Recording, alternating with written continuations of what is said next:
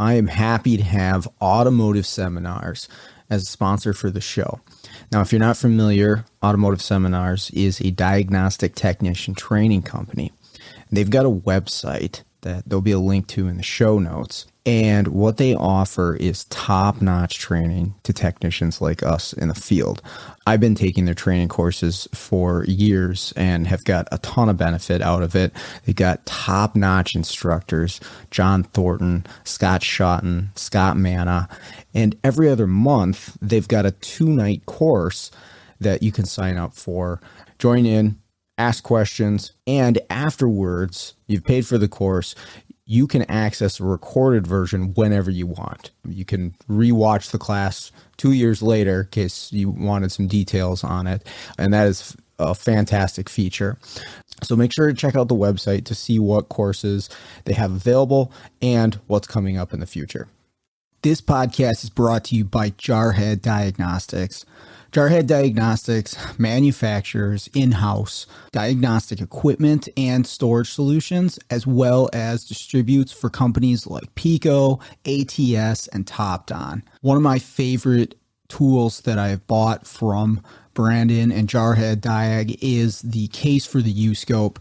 If you don't have a U-Scope, you probably should, but if you have one, you got to get one of these 3D printed cases, has a magnet on it, has a full-size BNC lead that you can connect to, and it gets rid of the weak point of that scope, which is the mini BNC connection, which is pretty fragile.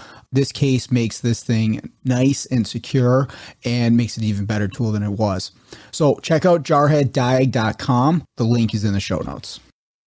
This episode is brought to you by L1 Automotive Training and Keith Perkins. If you're looking for education on module programming, J2534, EEPROM work, key and immobilizer, electrical diagnostics, or drivability diagnostics, Keith has a website, l1training.com, that's got over 60 hours of training videos on all those subjects and more.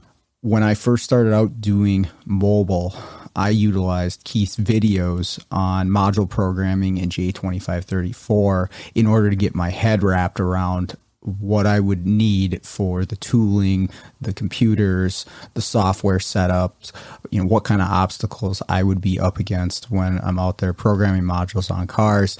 And it was a huge benefit to me. And I continue to use the training videos that he has on his website. So I strongly recommend checking out l1training.com.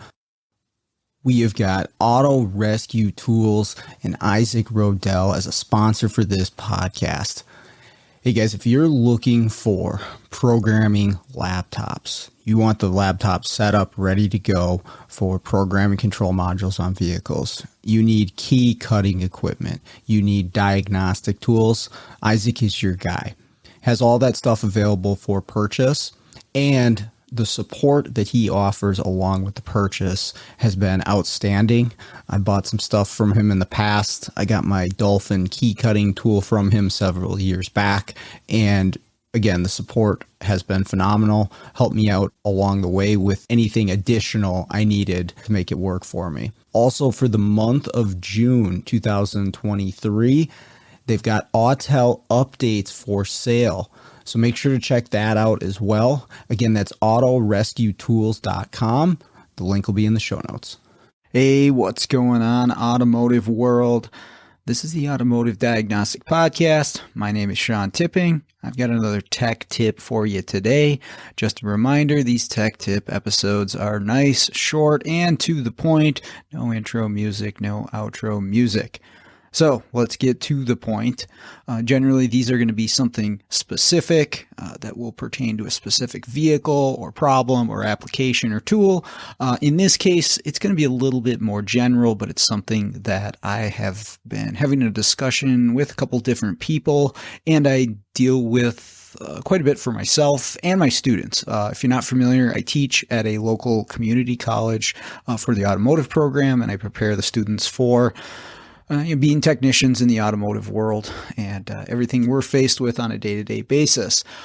It's a trade, and When it comes to a trade like ours or quite a few others, you could, apply those to things like HVAC or auto body or welding, whatever it might be, is that in order to really learn something, truly understand it, to gain or increase a skill or to improve yourself in some way that directly applies to the job, you need to do something specific. And that something specific is actually performing a task in real life, actually doing something.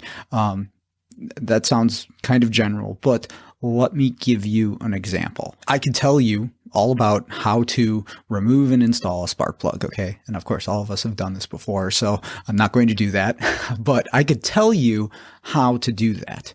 Now, you could go over that information, you could study it, you could write it down in a book, you could watch a video, all sorts of things. I put a spark plug in your hand, I could show you the tools, and that's great, and that's awesome. And you can go to training classes on it, and you can watch YouTube videos on changing spark plugs. But until you actually change the spark plug yourself, until you actually do it, it is not locked in your brain as much as it could be. It will really not click until you actually do that. So why am I talking about this on a tech tip? Why do I talk about this with my students? Well, we're in the learning environment at the college and we have classroom time, which is necessary. This isn't to say classroom time and lecture and studying is not necessary. It is. And obviously there's a reason for all of the YouTube videos and information and podcasts out there that are going to help us better ourselves. But if we really want to get the most benefit out of all this learning that we're doing, or any learning that anyone's doing, especially in a trade, we need to take that stuff that we're learning about, that we're viewing or taking in or reading about, especially if it's new, and go do it. Go apply it physically in real life. Okay. So when you go on YouTube and you watch Bernie Thompson just kick some car's butt as far as a diagnostic goes, he's got his scope out and he just makes quick work of this really complex problem. And you're like, wow, man, that is cool. How did he do that? Of course, it's years of experience, but it's also many, many, many times of doing this. If you want that information to be the most beneficial to you as a technician in this field, go apply some of those processes in real life. If he's using a scope on a network, go hook up your scope to some networks. Go actually do this stuff. Whatever you're watching happen on a YouTube video or you're listening to on a podcast, or if you go to a training course and you get some awesome information, you're like, wow, that blew my mind. I didn't know all this stuff. I didn't know how these things worked. Again, that's great. And don't mistake this for me saying don't go to training. That's not what I'm trying to say here. But once you have taken in that information, somebody has told you that, or you watched a video about it, you listened to it, then go apply it in real life. Go do it for yourself and see how those things react, to see how it plays out in real life with your tools, your skill set, your shop, the specific vehicle you're working on, because heck, in real life, you're going to run into some variables. You're going to run into some things in real life that don't necessarily come up during class. And once you experience it for yourself, heck, maybe once you mess it up a few times for yourself before you get it right, that's when it's locked in. And I think most of us can think of an example in our own careers where this applies, where we've heard about something, we've read about something, someone else told us about a fix, and until we do it for ourselves, it doesn't make complete sense. Then we do it, we see it, we go through it, we struggle through it. That's when it's locked in. And we build this into our teaching at the school too. Again, you got to have the classroom time, you got to have some lecture, you got to have some studying and presentations and all that. But none of that matters unless you actually go do what we're talking about. So a lot of you already do this, but it is just a suggestion of mine, is to not just take in all this information, not just watch all these videos and go to all this training, but apply it as quickly as you can too, because the longer between the education portion and the application portion, the more you're going to forget and the less useful that time is going to be, because we spend so much time researching this stuff. And a lot of us do. If you're listening to this podcast, you're probably like me, where you spend a lot of time taking in information and learning new information. It's not as valuable as it could be unless you go apply it as quickly as possible. It loses that value unless you lock it in with real life application. You know, one other way to think about this is sports. Sports is a great example here, and it's not exactly like our field, but we can apply it in this analogy. Is, you know, I play old man rec league hockey, and I'm definitely not very good at it. But here's the deal. If I'd never skated a day in my life, I could watch videos until my eyes bleed on hockey, and I could learn every single rule, and I could, watch the professionals make every single deke and study their skating technique and everything, and know all about, the technical side of things. But if I had never actually gone out, put on a pair of skates and gotten out onto the ice, well, I'd just be completely awful. I probably wouldn't even be able to stand up straight, even though I had all that knowledge.